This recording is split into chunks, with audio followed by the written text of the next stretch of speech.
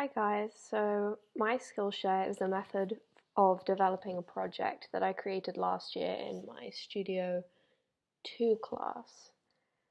The process begins with an observation exercise of disembodied observation or blind observation. The goal is to observe without intention to find a specific thing. So the first thing you need to do is go to a physical location and write a list of things that you notice, and make it as long as possible. What are people wearing? Where are they going? How do they talk? What is the light like? What can you hear? Think about your senses, just wherever your eye is drawn. Um, and then looking at why you wrote down, for example, 4 young children were laughing and running past paintings at an art gallery. You want to focus on the question of why you wrote that down and why you were noticing those things. Why did this catch my attention? What's interesting about this? Perhaps you felt inspired by their freedom and wonder why people don't act that way in art spaces as adults. Or perhaps it felt disrespectful and you wonder why it aroused that feeling in you. So next stage is to find some keywords or ideas coming through in the results. For example, I might say sacred, children, reverence for art, not found in children, silence, movement, etc. And the next step from this is inspired by this idea by Carl Jung. I have this quote: "Often the hands will solve a mystery that the intellect has struggled with in vain." In this step, use the results from the observation and turn it into something physical.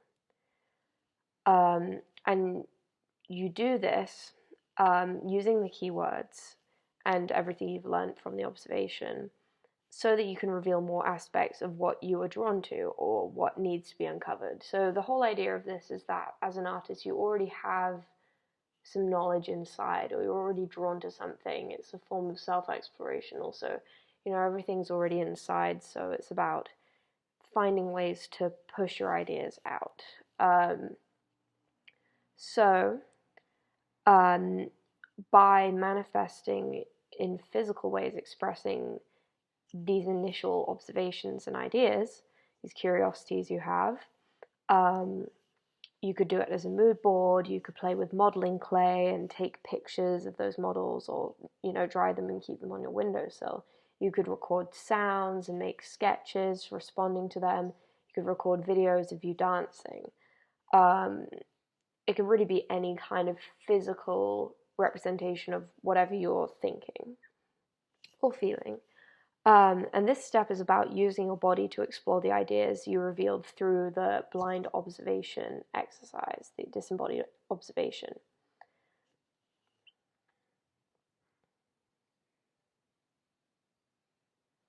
So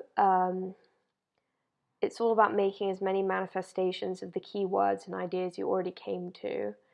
And the idea is you just want to have as many things to work with going forward as possible. So if you produce as much as you can, you have more to work with.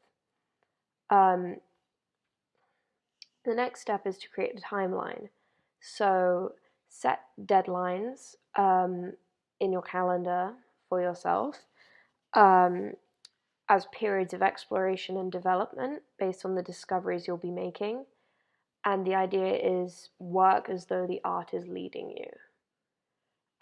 So it's about construction and then deconstruction, exploration and refinement, growth and focus. So it's a broadening and then a honing in on certain aspects and getting rid of the others. Set periods for producing and absorbing as much as you can, and then cut back and analyze what you have. These rhythms work in our lives too, so this can be implemented into the way you live day to day as well, thinking about your natural rhythms, like going through the day, absorbing, and then going to sleep and putting it to rest. This project and this way of thinking is all about not focusing on specifics, but thinking philosophically, artistically, poetically, and unleashing those free aspects of yourself. Don't confine yourself to the worldly and the present. Think about how this idea has moved through time. If it's children playing in a art gallery, as we said before, then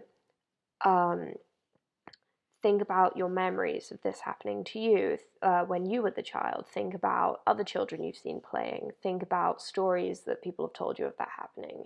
Imagine it happening in cave times, and imagine it happening in the future. Wonder what it is that is innate or socially constructed that makes this thing happen. If it happened, if you can imagine it in cave times, is it something that's just natural to us? If you can imagine it in the future, is it going to happen forever, or is it something to do with the present? Is it something that we have built that we do? And why is this curiosity happening?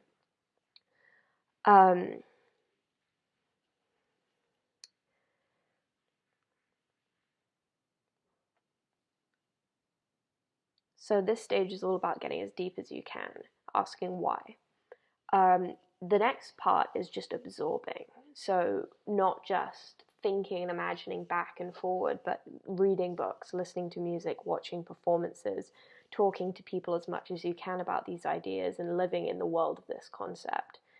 Don't limit yourself to a narrow idea of research, like looking on a library website for academic sources or articles. You should consider your whole life research. Why do you think of this idea when you're in the shower? Like maybe, it's the end of the day, you stop working on your project, and then you go for a run and it pops into your mind again. Why, like what triggered that? What's happening there? What is it about the run that brought this to mind? As you think about and consume all of this, make a mural and pour everything into it. Screenshots of conversations, links to songs, written notes, everything you can. So that's what I have here. Begin to think about how this idea has been made into artworks, if that is your focus. Or if it's business models, films, music, dance, then adjust accordingly and put those mediums in here. So here, like, all of my written notes are here. I've got poems, I've got photos my friends sent me, I have little diagrams, just everything, little sketches.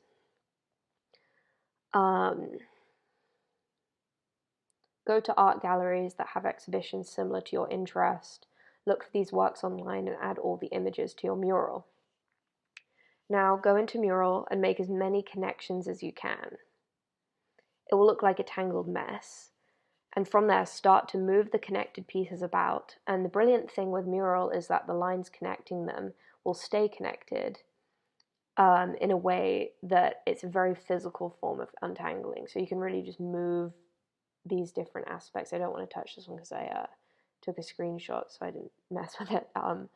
But you can move any of these tags anywhere you want, and they'll stay attached. And untangle the ideas, and usually a line, a tree, or a circle will emerge, some sort of very distinct shape of the progression of ideas. And you will find repeats, so like synonyms or irrelevant things that you can cut out and delete. So here's the next stage that I had, which mine was a circle. So as you follow the progress of your idea along the shape, think of it as a story. How would you explain this idea to someone? Right now it's so nebulous, but they're somehow connected. So find someone you can explain the connections to, or record yourself talking to yourself on the phone. It will be hard to speak fluidly about this topic at this stage, and there'll be gaps, and that's the point of this step. You'll find that this gap will be physically manifested in your mural. There'll be less images and writings, for example, in a certain area.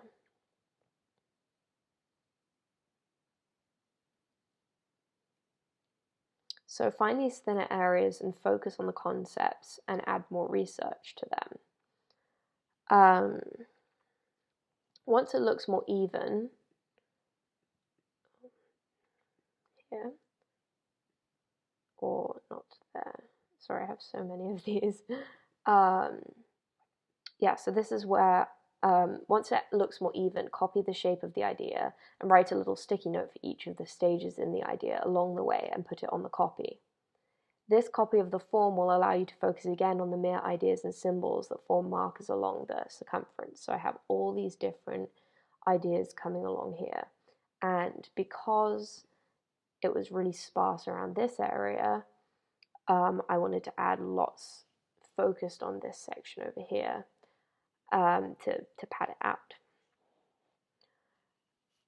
Add another copy of sticky notes and put all connected concepts to the main concepts around the form branching off.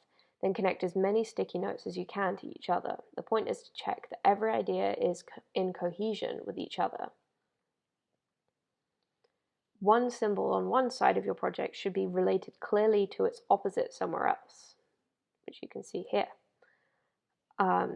This step also lets you check again that you haven't repeated a symbol or an idea that you don't actually need to use because it's better expressed somewhere else. So somewhere like this, I can sort of see that something like there's too many lines here, I think. There's a concentration, so one of these is superfluous and encapsulated in the other. So next, get rid of all the interconnecting lines or make a new copy and sort the labels and checkpoints into reds and greens. Reds being core concepts, symbols, things big enough to house a whole little world of sub-theories, and the green being those sub-concepts, like chapters in a book. So if I can find here. So red are the main theories, and these are all the sub. For example, a simple one would be the mother also encapsulates care, or the goddess Nui is the beginning and an end. So I have this here. The Mobius strip encapsulates paradox, the ascent and the descent, in the stillness, the dancing. The monad has the unity, the multiplicity, and the infinity. It's just, this would be the title, you know, and then these would be the chapters in that book, if each of these was a book. Then reinsert the images and make extra notes where needed. So here, extra notes here and there. Now for each of the red labels, explain them as clearly as you can. These have become, I made them not red at this point, but explain them as clearly as you can to someone or in a recording or even in writing, music, painting, or maths equations if needed. Keep working on your explanation until you're satisfied with the clarity of how you're conveying each of these ideas. They should flow from one to the next. It's not one, two. You should get from, it's a story. And then from here, develop an artwork for each of the main ideas. These archetypes are multiple ways of looking at the same thing. It's a way of presenting the theory so that there are multiple, if not infinite, entry points. And from this, you should be able to produce many, many artworks, clearly with strong concepts.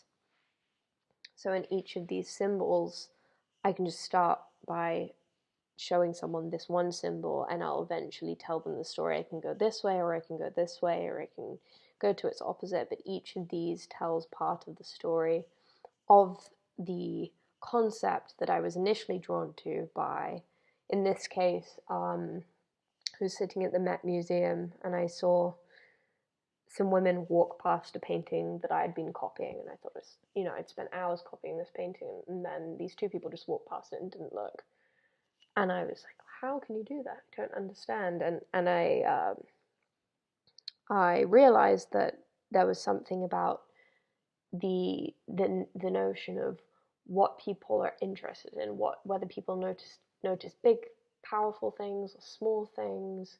What were people noticing? And I got all the way to the end of my project, and it's basically about opposites, infinity being housed between the difference of 0 to 1, has infinite points along the way, and also infinity between 0 and infinity itself. So different sizes of infinity, and I also got interested in the death and the rebirth.